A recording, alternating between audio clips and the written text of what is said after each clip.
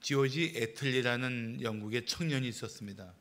이 조지의 비전은 아프리카의 선교사로 헌신하는 것입니다. 마침내 이 조지의 소원이 이루어져서 그는 중앙 아프리카의 선교사로 헌신하게 되었습니다. 그러던 어느 날 조지는 맹수를 제압하기 위해서 실탄이 든 다연발 자동 장총을 들고 지역 탐사에 나섰습니다. 그런데 숙소에서 한참 떨어진 곳에서 다른 부족 주민들의 습격을 받았습니다. 순간 그는 총을 쏘아서 목숨을 건지고 싶은 충동을 받았을 것입니다. 그러나 총을 쏴서 자기는 살지만 원주민들이 피해를 입는다면 선교는 물거품이 된다는 생각을 했을 것입니다. 그래서 조지 애틀리는 장전된 총을 옆에 내려놓고 고스란히 원주민들의 화살과 창을 맞아야 했습니다. 마지막 숨이 끊길 때 그는 하늘을 바라보면서 평화로운 미소를 지었다고 합니다.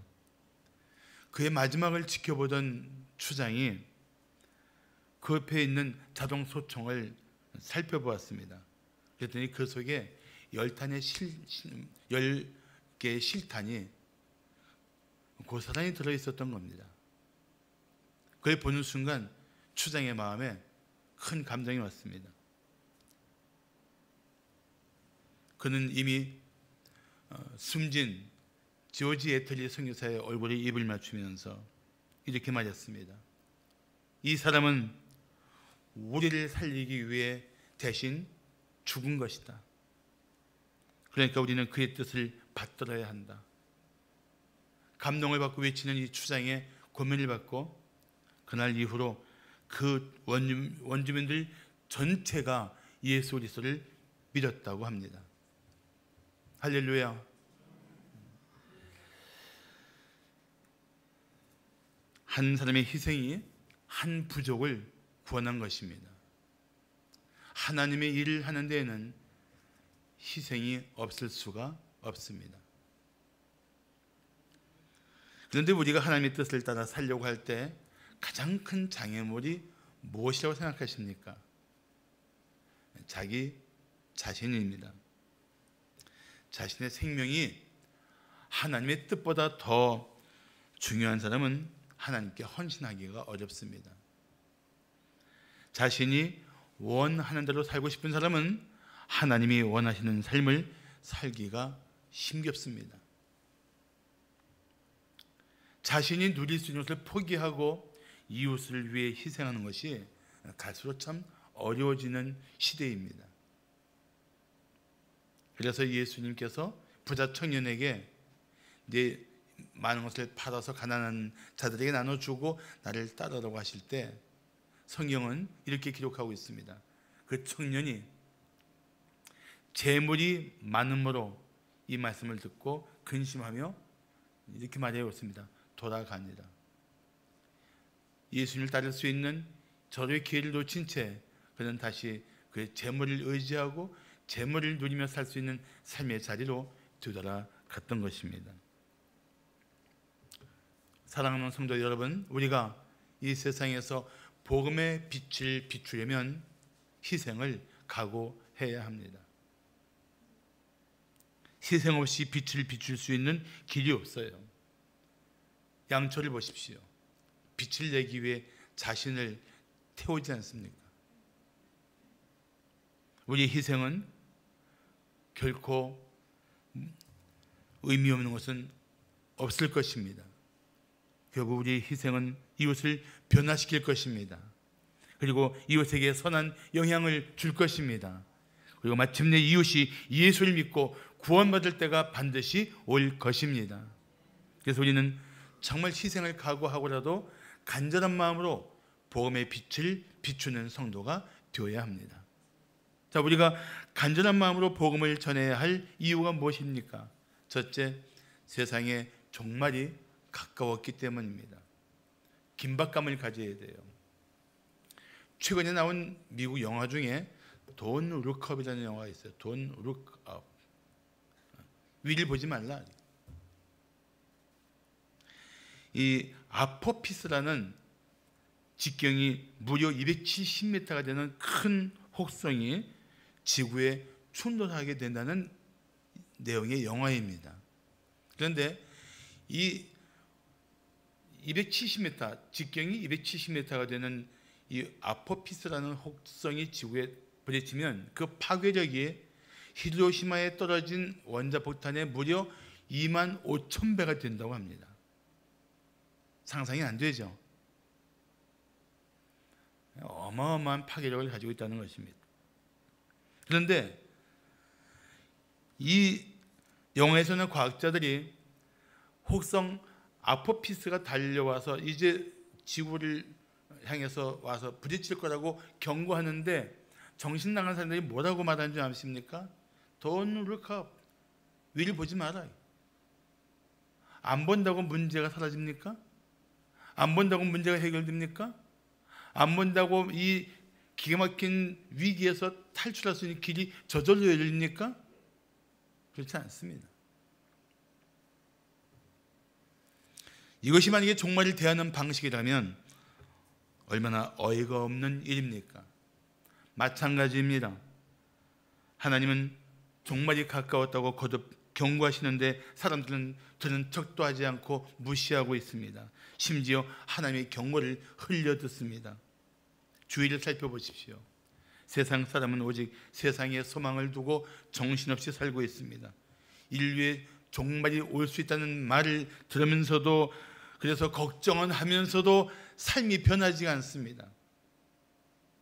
그 경고가 마음을 두렵게 한다면 적어도 그 경고를 받은 사람다운 삶의 변화가 있어야 되는데, 의식의 변화가 있어야 되는데 사람들은 좀처럼 변하지 않습니다. 여전히 세상의 전부인 것처럼 살고 있습니다. 며칠 전에 뉴스를 보니까 명품을 사기 위해서 텐트를 치고 날밤을 새운다는 소식을 보았습니다. 그렇게 세상이 전부인 것처럼 우리는 살고 있단 말이죠. 오늘 다니엘서 12장 1절에 보시면 그때라는 단어가 3번 반복되고 있습니다. 이 그때는 인류의 종말을 의미합니다. 다니엘이 하나님의 예언을 받을 때 어떤 예언을 받느냐? 그 예언 중에 하나가 헬라의 알렉산더 대왕이 페르시아를 멸망시키고 정복하는 거예요. 정복자가 되는 거예요. 그 위대한 정복자가 됩니다. 그런데 이 알렉산더 대왕이 사망한 후에 그 정복한 땅이 4나라로 나누어집니다. 그 중에 하나를 맡은 사람이 악한 성품을 가진 장군 안티오코스 에피파네스입니다. 이 안티오코스 에피파네스는 유대인의 성전을 더럽히고 유대인들을 노예로 끌고 간 사람입니다. 그때 유대인들은 가장 끔찍한 환난을 경험합니다. 이 역사 속에 이루어진 이 환난은 또 하나의 환난을 바라보게 합니다. 그것이 바로 인류 종말에 나타날 심판을 의미합니다. 구약에서 말하는 여호와의 날, 주의 날, 이건 다 바로 이런 인류 종말을 말합니다. 신약의 최후 심판의 날도 마찬가지입니다. 인류 종말의 때가 반드시 올 것이라는 하나님의 엄중한 경고입니다. 오늘 본문 1절에도 보시면 개국 이래로 그때까지 없던 환난일 것이라고 말하고 있습니다. 예수님도 후에 이렇게 말씀하십니다. 이는 그 날들이 환난의 날이 되겠습니다. 하나님께서 창조하신 시초부터 지금까지 이런 환난이 없었고 후에도 없으리라. 그래서 우리는 이 환난을 대환난이라고 부릅니다. 세상 사람은 깨닫지 못하고 살지라도 성도는 이 시대를 분별하고 살아야 합니다. 그래서 예수님께서 이렇게 말씀하십니다. 아침에 하늘이 붉고 흐리면 오늘은 날이 굳겠다 하나니 너희가 날씨는 분별할 줄 알면서 시대의 표적은 분별할 수 없느냐. 이 마지막 때라고 나타나고 있는 분별할 수 있는 이 징조들을 보면서 너희가 분별을 하지 못한다면 어떻게 이 마지막 때를 살 수 있겠느냐라고 말씀하신 거예요.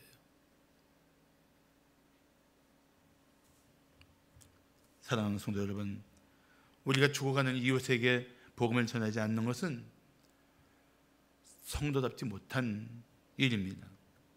우리 이웃이 마지막 때를 살고 있는데 생명의 주님을 만난 우리가 어떻게 잠잠할 수 있습니까? 어떻게 침묵할 수 있어요? 참 뉴스에 보면은 불타는 그 건물에 뛰어들어가서 집집마다 두드리면서 새벽에 잠자고 있는 이들을 깨우면서 빨리 나오라고 불났다고 외쳤던 이 다급한 심정이 사실 우리에게도 있어야 돼요.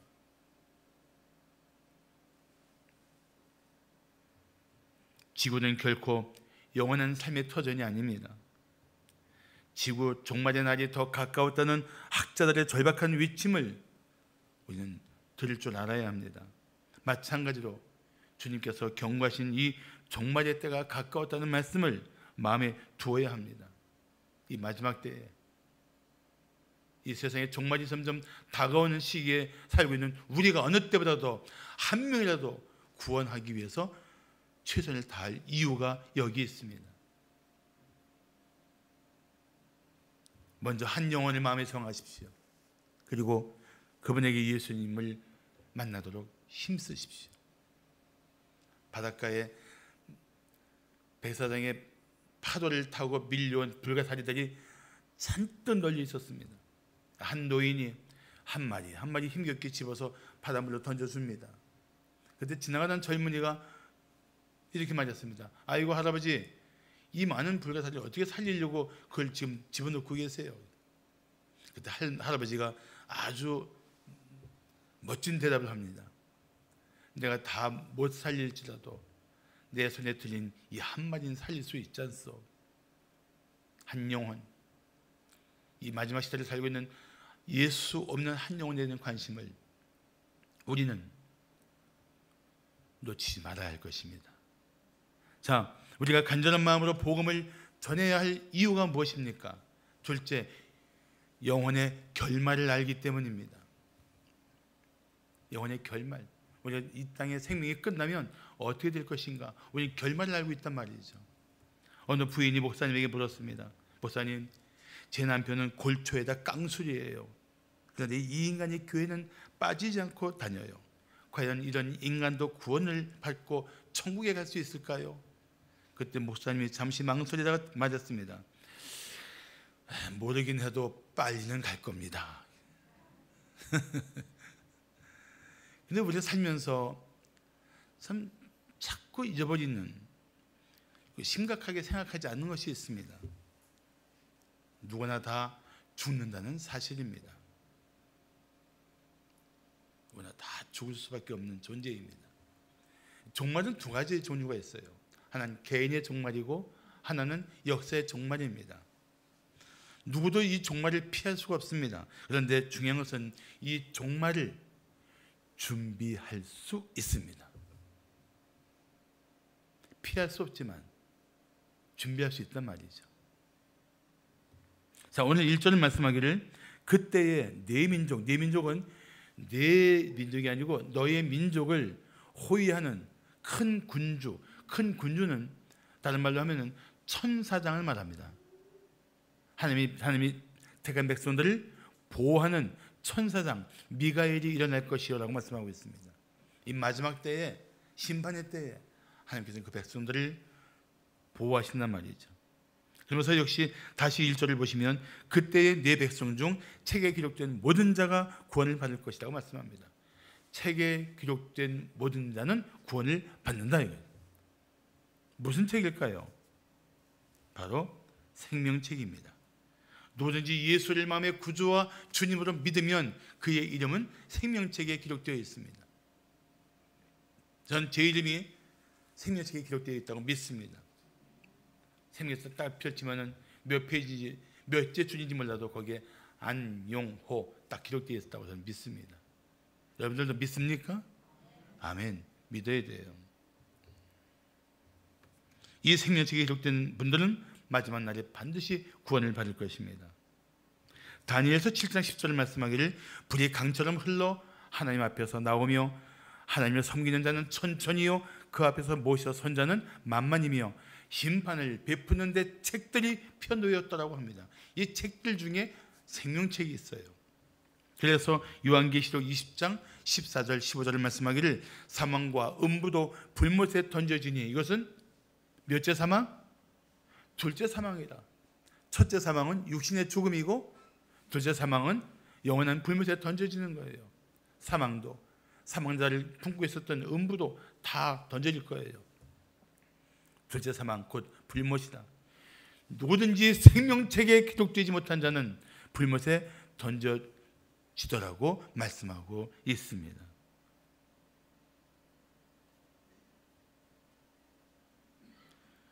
생명책에 기록된 성도는 육체의 죽음과 함께 그 영혼은 낙원으로 갔다가 예수님 오시는 날 새 몸을 입고 영원한 천국에 들어갈 것입니다. 그렇지만 예수를 믿지 않는 사람들은 마지막 날에 영원한 불못, 다시 말해 지옥으로 던져질 것입니다. 우리는 한 사람이 죽은 후에 그 영혼이 어떻게 될지를 알고 있습니다. 알고 있는데 우리가 어떻게 잠잠할 수 있겠냐는 것입니다. 데살로니가 후서 1장 8절과 9절을 말씀하기를 하나님을 모르는 자들과 또 누구? 우리 주 예수의 복음에 복종하지 않는 자들에게 하나님이 형벌을 내리시리니 이런 자들은 주의 얼굴과 그의 힘의 영광을 떠나 영원한 멸망의 형벌을 받는다고 말씀하고 있습니다.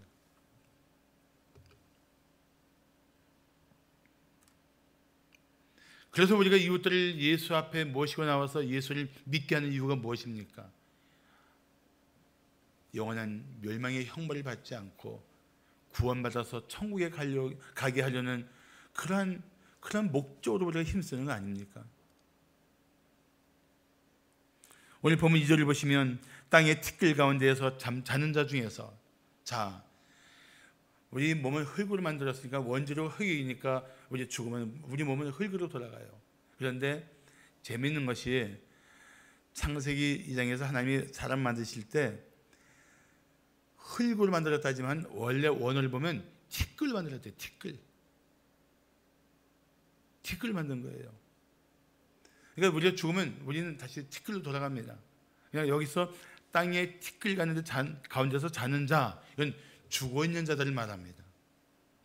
그런데 이 죽어있는 자들 중에서 많은 사람이 깨어나 두 가지로 달라져요. 영생을 받는 자도 있겠고 또 한쪽은 수치를 당하여서 영원히 포럼을 당할 자도 있을 것이다. 이 구약에서 다니엘서 12장 2절처럼 이 육체의 부활을 강조한 성경 구절이 없어요. 이만큼 확고하게 말씀한 데가 없어요.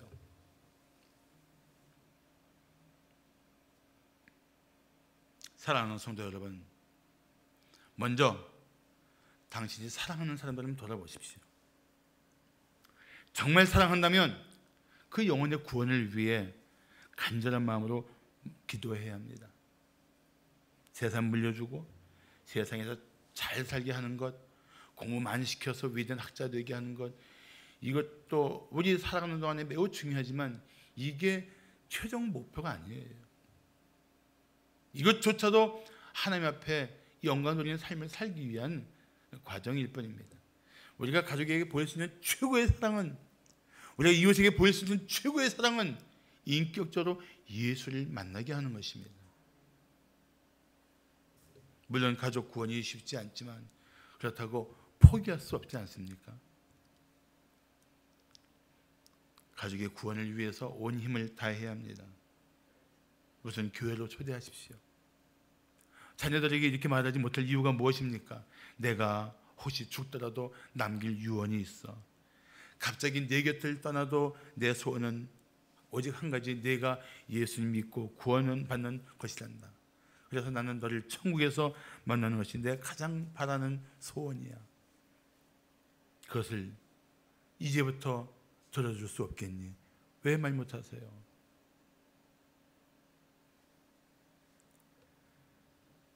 기도한 후에 정말 간절하게 말하면 성령께서 듣는 사람의 마음에 감동을 줄 것입니다. 그리고 반드시 사랑하는 사람이 주님 곁으로 돌아오게 될 줄로 믿습니다. 우리에게 그런 분이 있어요. 권사님 아들입니다. 이 막내 아들을 놓고 권사님이 평생 눈물로 내 아들 예수 믿게 해달라고 기도하다가 돌아가셨어요. 어머니 돌아가실 때까지 교회를 안 나왔습니다. 뒤늦게 우리 부부를 만나 교제하게 됐습니다. 그러다가 서울 살던 그분이 갑자기 분당으로 이사를 오시겠다는 거예요. 그래서 제가 그때 이렇게 고민했습니다. 잘 됐습니다. 가까워졌으니 이제 우리 교회로 나오십시오. 하는 말이, 목사님 제가 교회로 나오려고 이사합니다. 우리 교회에서 집사가 되고 교회를 잘 섬기고 있습니다. 눈물로 기도하신 권사님이 살아생전에 못 보았지만 천국에서 만날 것입니다. 눈물의 기도는 결코 헛되지 않습니다. 가족 구원을 위한 여러분들의 희생은 하나님께서 다 알고 그 뜻을 이루어 주실 것입니다. 마지막으로 우리가 간절한 마음으로 복음을 전해야 할 이유가 무엇입니까? 셋째, 이웃의 구원을 기대하기 때문입니다. 이웃이 무시하고 듣지도 않는데 우리는 왜 간절한 마음을 가지고 복음을 전해야 합니까? 라고 묻는다면 저는 이렇게 대답하고 싶어요. 당신이 전한 복음을 듣고 믿으면 그 영혼이 구원을 받기 때문입니다. 바울은 로마의 성도들에게 이런 말을 했습니다. 내가 복음을 부끄러워하지 아니하노니 이 복음은 모든 믿는 자에게 구원을 주시는 하나님의 능력이 됩니다. 오늘 살고 있는 우리들에게 어떤 메시지가 됩니까? 왜 복음을 부끄러워합니까? 믿는 자는 누구든지 구원하시는 하나님의 능력인데 왜 복음을 전하지 않으세요? 그런 메시지가 될 것입니다. 예수를 믿는다면서 평생 전도 한번 하지 못하고 사는 것이 얼마나 부끄러운 일인지 아십니까? 전하지 못하겠으면 교회를 모시고라도 오세요. 오늘 3절을 말씀하기를 지혜 있는 자는 궁창의 빛과 같이 빛날 것이요 많은 사람을 옳은 대로 돌아오게 한 자는 별과 같이 영원토록 빛나리라. 이게 이렇게 A, B를 나누었을 때 서로 이게 함께 말씀을 더 명확하게 비춰주는 문장입니다. 그러니까 지혜 있는 자는 곧 많은 사람을 옳은 대로 돌아오게 한 사람이고, 그러므로 그는 궁창의 빛과 같이 별과 같이 빛나는 존재가 된다는 것입니다. 자, 이걸 좀 더 설명하면 지혜를 가진 사람은 그 지혜를 가지고 많은 사람을 옳은 대로 돌아오게 하는데 사용해야 한다는 것입니다. 우리가 가진 지혜가 무엇입니까? 우리가 가진 지혜, 하나님을 경외하는 것이 지혜의 근본이고 예수 그리스도를 아는 것이 지혜 중에 지혜입니다. 믿습니까? 우리가 가진 탁월한 지혜는 하나님을 경외하는 것과 예수 그리스도를 아는 것입니다. 이 지혜를 가지고 우리는 이웃들에게 유익이 되도록 살아가야 되는데 그 유익의 결말이 무엇인가? 끝이 무엇인가? 많은 사람을 옳은 대로 돌아오게 하는 것입니다. 옳은 데가 어디예요? 하나님 앞으로 돌아오게 하는 것입니다. 하나님 앞으로. 그것이 예수님께서 십자가에서 대속의 피를 흘리고 돌아가시는 목적입니다. 그래서 베드로전서 2장 24절과 25절을 말씀하기를 친히 나무에 달려, 누가요? 예수님께서 그 몸으로 우리 죄를 담당하셨으니 이는, 그 이유는 우리로 죄에 대하여 죽고 의에 대하여 살게 하려 하심이라. 그가 채찍에 맞음으로 너희는 나음을 얻었나니 너희가 전에는 양과 같이 길을 잃었더니 이제는 너희 영혼의 목자와 감독 되신 하나님에게 돌아왔느니라. 아멘. 이것이 바로 예수님이 십자가에서 우리를 위하여 대속의 피를 흘리고 돌아가신 목적이란 말이죠. 여러분 아십니까? 정말 하나님을 경외하고 예수를 아는 지혜로운 자의 삶의 열매는 영혼 구원입니다. 영혼 구원이에요. 제가 처음에 장로 될 때 선배 장로가 이렇게 말씀하십니다. 교회에서 등록교인 30명당 장로 한 명 세우는 이유가 뭔지 아십니까? 이게 뭡니까? 뭐 솔직히 몰랐으니까요. 장로님이 이렇게 말씀하십니다. 장로 한 명이 30명의 영혼은 책임져야 됩니다. 그 말이 저에게는 굉장히 큰, 그렇지만 정말 거룩한 부담이 됐어요. 하나님을 경외하는 사람이라면 거룩한 부담 가져야 돼요. 어느 목사가 이런 말을 했습니다. 배워서 남주자. 근데 이것은 배워서 남주냐 하는 말을 이렇게 방향을 틀어서 말하는 것인데 난 매우 재미있는 표현이라고 생각합니다. 우리가 가진 지혜가 과연 이웃에게 영향을 주고 있습니까? 우리가 가진 지혜로 이웃이 하나님께 돌아오게 하고 있습니까? 우리가 가진 지혜로 이웃이 우리를 통해 하나님을 만나고 있습니까?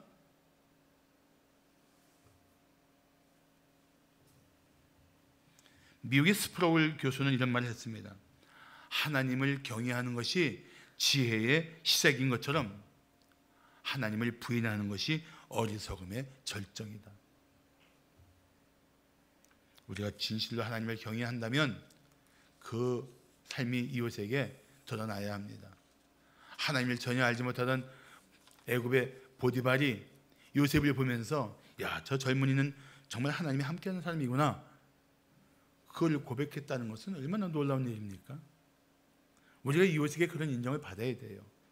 그리고 우리도 이렇게 고백할 수 있어야 합니다. 맞습니다. 저는 하나님을 경외하는 사람입니다. 그것이 제가 살아가는 힘이며 지혜입니다. 말할 수 있어야죠. 그래야 우리를 통해 이웃들이 하나님께 돌아오게 되죠. 우리는 많은 영혼을 하나님께 돌이키는 존재가 되어야 합니다. 그때 우리는 하나님 나라에서 빛나는 하나님의 사람들이 될 것입니다. 오늘 본문 4절에 보시면 마지막 때까지라고 말합니다. 마지막 때까지. 나 다니엘을 본즉 나 다니엘아 마지막 때까지 이 말을 간수하고 이거를 봉함하라 했습니다. 그건 간수란 뜻이 아니에요. 이 예언이 반드시 이루어질 것인데 잘 보존해서 이 예언이 성취되는 것을 지켜보라는 것입니다. 그러면서 말씀하기를 많은 사람이 빨리 왕래하며 지식이 더하리라고 말씀하고 있습니다. 오늘 보세요. 오늘날 세계가 정말 일생활권처럼 되었습니다. 인터넷에 넘치는 지식은 어마어마합니다. 그런데 사람을 살리는 지혜, 그것은 우리에게 있습니다. 우리에게 있어요.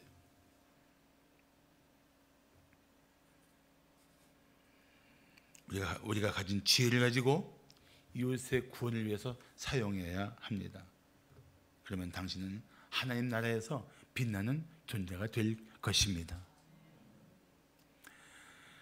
며칠 전에도 평택의 냉동창고 공사 현장에서 화재가 나서 참 소방관 3분이 순직했습니다. 참 그런 비극적인 소식을 계속 듣는다는 게 참 가슴 아픈 일입니다. 엘빈 윌리엄 닐이라는 분이 쓴 어느 소방관의 기도라는 글이 있습니다. 그 글의 일부분을 읽어드리겠습니다. 하나님이시여, 제가 부름을 받을 때는 아무리 강력한 화염 속에서도 한 생명을 구할 수 있는 힘을 주소서.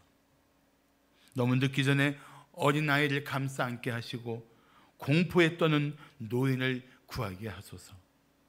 제게 언제나 안전을 기할 수 있게 하시고 가냘픈 외침까지도 들을 수 있게 하시고 신속하고 효과적으로 화재를 진압할 수 있게 하소서. 사실 한 생명을 구하기 위해서 소방관이 불 속에 뛰어드는 것은 결코 쉬운 일이 아닙니다. 그런데 한 생명을 구해야 한다는 사명감 때문에 그게 불 속에 뛰어드는 것입니다. 우리가 뭐가 달라요? 지옥의 불 속에 떨어질 사람들을 살리는 영혼의 소방관이 되어야 되지 않습니까? 주님의 명령이 우리 삶을 움직이는 사명이 되어야 되지 않습니까? 그래야 우리는 생명을 구하기 위한 희생을 당연하게 여길 것입니다. 그래야 한 영혼이 돌아올 때 우리는 주님의 기쁨을 누리게 될 것입니다. 그리고 하나님 나라에서 별과 같이 빛나는 성도가 될 것입니다. 오늘 바로 이 자리에서 한 사람을 택하십시오. 부모님을 가슴에 품어도 좋습니다. 아직 예수 안 믿는 부모님, 아직 예수를 안 믿는 자녀들을 가슴에 품어도 좋습니다. 형제 자매를 가슴에 품어도 좋습니다. 지금 가슴에 품으세요. 그리고 그들을 위해서 기도하십시오. 그들이 예수를 만날 때까지 포기하지 않고 최선을 다해 섬기십시오. 희생을 각오하고 헌신하십시오. 한 영혼이 돌아올 때 세상에 어떤 것과 비교할 수 없는 기쁨을 누릴 것입니다. 우리 교회 최양현 권사님이 계십니다. 어머님은 암 투병 중에 걷지도 못하고 집에만 계시는 분입니다. 그 최양현 권사님이 부모의 구원을 위해서 눈물로 기도했습니다. 목자이신 우리 김미성 권사님이 함께 눈물로 기도하며 부모님 예수 믿게 해달라고 함께 부르짖어 기도하던 중에 저에게 신방을 요청했습니다. 저는 그냥 병드신 분 안수해서 기도해달라는 줄 알고 갔더니 저에게 부탁하는 것이 복음을 전해달라는 거예요. 그래서 아내와 함께 신방했다가 복음을 전했습니다. 우리 김미성 권사님 옆에서 같이 기도하면서 복음을 전하는데 이미 그분들 마음을 하나님께서 준비시켜 주셨어요. 두 분이 그날 다 예수를 영접하고 예수를 마음에 구주로 영접한 기쁨을 가지고 고백하시는데 두 분이 다 막 눈물이 터지신 거예요. 그래서 바라보는 딸 최영영 권사님도 막 눈물이 터지고 그 가정에 눈물로 기도하던 우리 김미성 권사님도 막 눈물이 터지고 우리 부부도 눈물이 터지고 완전히 울음바다가 됐어요. 그런데 그 눈물은 기쁨의 눈물이고 감동의 눈물이었습니다. 하나님이 드디어 이 노쇠하신 두 분을 구원해 주셨다. 하나님은 오늘날 우리 가운데 이 놀라운 구원의 은총을 나타내 주셨다. 우리 정말 눈물 바다였어요. 한 영혼, 당신이 사랑하며 섬김으로 돌아올 한 영혼을 위해서 금년 한 해 거룩한 목표를 붙들고 시작하시는 우리 성도들 되시기를 축복합니다. 기도하겠습니다.